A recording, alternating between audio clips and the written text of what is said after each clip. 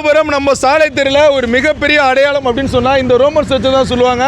So இந்த Roman search வந்து கிட்டத்தட்ட வந்து ஒரு 124 வருடங்களை தாண்டி ஒரு கலைஞத்தோடு கட்டப்பட்ட ஒரு சர்ச் அப்படின்னு.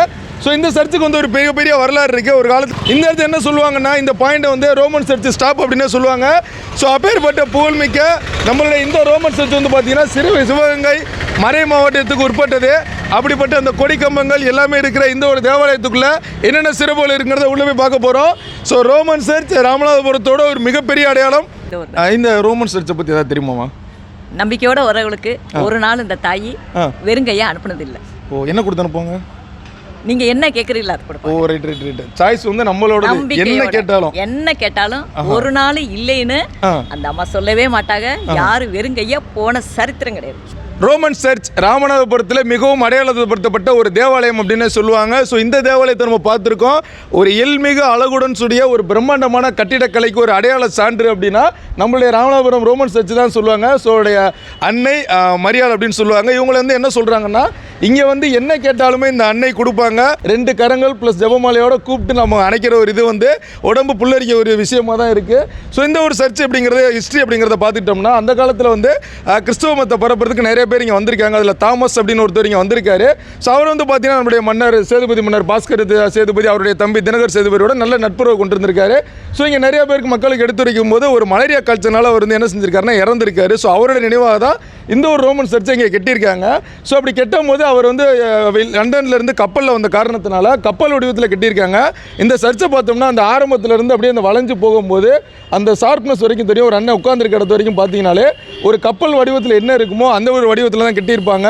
அந்த காலகட்டங்களில் 1880 வந்து பார்த்தீங்கன்னா ராமநாதபுரத்தில் 120 டிகிரி செல்சியஸ் வரைக்குமே வெயில் அடிச்சிருக்கு. நிறைய பேர் வந்து பார்த்தீங்கன்னா காலநிலை இறந்துருக்காங்க. இந்த மாதிரி கொடுமைகள் எல்லாமே அந்த இடத்துல நடந்துகிட்டு இருக்க காலகட்டத்தை அவர் குறிப்பிட்டிருக்காரு. அந்த காலத்தில் அவங்க என்ன பண்ணியிருக்காங்கன்னா, 120 டிகிரி செல்சியஸ் வந்து வெப்பநிலை நிலவுனா அதை தடுக்கிறதுக்கு என்ன பண்ணலாம் அப்படின்னா, இந்த தேவாலயத்தை கட்டி ஒருவேளை மக்கள் அந்த வெயில் நேரத்தில் உள்ளே வந்து இருந்தாங்கன்னா தங்களை பாதுகாத்துக்கலாம்னு சொல்லிட்டு என்ன ஒரு வெப்பநிலை வந்து வெளியில் இருந்தாலும் அது உள்ளே வந்து வெப்பநிலை போகாத அளவுக்கு ஒரு கட்டடக்கலை பண்ணியிருக்காங்க.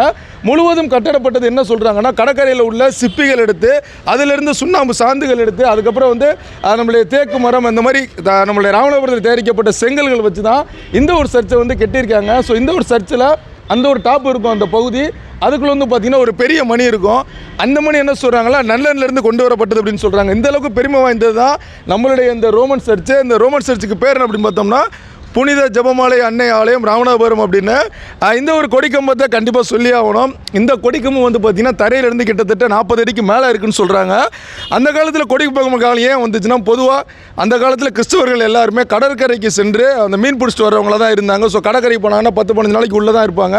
இப்போ இன்னொன்று பார்த்தீங்கன்னா கடல் வாணிபத்துக்கு போன வர்றவங்களும் இங்கே கொடிக்கம்பத்தில் வந்து கொடி ஏற்றிட்டாங்க அப்படின்னா திருவிழா நடக்க போது ஊருக்கு வரணும்னு அர்த்தம். அதை தாண்டி ஊருக்குள்ளே வேறு ஏதாவது விசேஷங்களோ ஏதோ ஒரு விஷயங்கள் நடக்கிறது, உள்ள மீனவர்களை வெளியில் வர வைக்கணும் அப்படின்னு சொன்னால் இந்த கொடி ஏற்றுனாங்க. ஸோ அதே மாதிரி சர்ச்சு, அந்த சர்ச்சோட முன்புற கோபுரத்தை பார்த்தோம்னாலே தெரியும். அந்த ஆர்கிடெக்ட் எல்லாமே வந்து பார்த்திங்கன்னா இந்திய கட்டடக்கலை தான் சொல்கிறாங்க. நம்ம ராமநாதபுரத்தை சேர்ந்தவங்க தான் இது எல்லாமே கட்டினாங்க அப்படின்னு. ஆனால் நம்மளை வெளிநாட்டிலேருந்து வந்த ஒரு இன்ஜினியர் தான் இது எல்லாமே இன்ஸ்ட்ரக்ட் பண்ணியிருக்காருன்னு. அந்தளவுக்கு ஒரு நல்ல கட்டிடம் கட்டியிருக்காங்க. நம்ம மோப்புக்கு தான் போய்கிட்டு இருக்கோம். ஸோ நம்ம தேவாலயத்தில் இந்த பக்கம் வந்து ஒரு ஜெபம் பண்ணுற ஒரு இடமா சொல்கிறாங்க. அருள் நிறைந்த மரியே வாழ்க அப்படின்னு ஒரு குகை மாதிரியே கட்டியிருக்காங்க. ஸோ இயேசுநாதர் வந்து முள்கிரீடத்தோடு இருந்த அந்த தலையோட ஒரு சிலை வச்சுருக்காங்க. இந்த இடத்துல தான் அதிகமான வேண்டுதல் நடத்துவாங்க அப்படின்னு. இந்த இடத்துல நிறையா வந்து மெழுகுதிரி கேண்டில்ஸ் எல்லாமே வச்சுருக்காங்க. ஜெபம் தபம் தர்மம் அப்படின்னு ஏதோ வச்சுருக்காங்க. ஸோ நம்மளுடைய மரியாள் அவங்ககிட்ட வந்து வேண்டிக்கிற மாதிரி நிறைய சிறுவங்கள் எல்லாமே இருக்குது. எல்லா ஒரு தேவாலயங்களையுமே பார்த்திங்கன்னா ஏதாவது இடத்துல சிறுவங்கள் கரையை ஒதுங்குச்சு அதை வச்சு பண்ணதாக சொல்லுவாங்க. ஆனால் நம்ம ரோமன் சர்ச்சில் அப்படி இந்த ஹிஸ்ட்ரியுமே இல்லை. மெயினாக இந்த ஒரு சர்ச்சோட இது வந்து பார்த்திங்கன்னா கட்டடக்கலை அமைப்பு தான் இதோட ஒரு மிகப்பெரிய விஷயம். நம்மளுடைய தேவாலயம் ஒரு பக்கம் இருந்தாலும் இன்னொரு பக்கம் வந்துங்க வாருங்கள் ஆராதிப்போம் அப்படின்னு நம்ம ஜெபம் பண்ணுறதுக்குன்னு ஒரு ஜெப கூட மாதிரியே பண்ணியிருக்காங்க. ஸோ இயேசு அவருடைய கைகளை நீட்டி நம்மளை அழைக்கிற மாதிரி இந்த இடங்கள் இருக்குது. அந்த முயற்சிகள் பண்ணியிருக்காங்க. இந்த ஒரு சர்ச்சில் வந்து பார்த்திங்கன்னா இயேசு கிறிஸ்துவோட அவங்களோட வாழ்க்கையில் என்ன நடந்துச்சுங்கிறத பண்ணியிருப்பாங்க. ஸோ அந்த இடத்துல வந்து அவருக்கு தீர்ப்பிடல், அப்புறம் அவர் சிலுமையை சூழுவார், அது ஒரு தடவை கீழே விழுந்து அவங்க அம்மாவை சந்திப்பார். அதுக்கப்புறம் வந்து அவரோட நண்பர்கள் உதவுவாங்க, அவங்களோட கண்ணீரை இயேசு துடைப்பார், திருப்பி விழுவார். ஒரு 3வது தடவை அவர் விழுந்ததுக்கப்புறம் அவருடைய சிலுவை எல்லாமே களைஞ்சிட்டு சிலுவையில் அறையப்படுவாங்க. சிலுவையில் அரைஞ்சதுமே அவர் உயிர் விட்டுருவார். உயிர் விட்டதுக்கப்புறம் தாயின் மடியில் இருந்துட்டு அடக்கம் செய்யப்பட்டு திருப்பி மீண்டும் உயிர் தெழுவார் அப்படிங்கிறத இந்த இடத்துல படங்கள் மூலியமாக காமிச்சிருக்காங்க. ஸோ இந்த இடங்கள் பார்க்கும்போதே நல்ல ஒரு வைப் இருக்குது நம்மளுக்கு. இந்த மாதிரி ராமநாதபுரத்தில் வந்து ஒரு மிகப்பெரிய அடையாளமாக இருந்துகிட்டு இருந்தால் நம்ம ரோமன் சர்ச்சு வரலாறுகள் என்ன, அதில் என்ன நடந்துகிட்டு இருக்கு, உள்ளே என்ன இருக்குங்கிறது எல்லாத்தையும் இந்த காணொலி மூலமாக சொல்லியிருப்போம். சிறப்பான முறையில் இந்த இடத்துல காவணி எழுத்திட்டு இருக்க மாப்பிள்ள மனோவர்களுக்கும் நன்றி. வணக்கம். கௌதம் குணசேகரன்.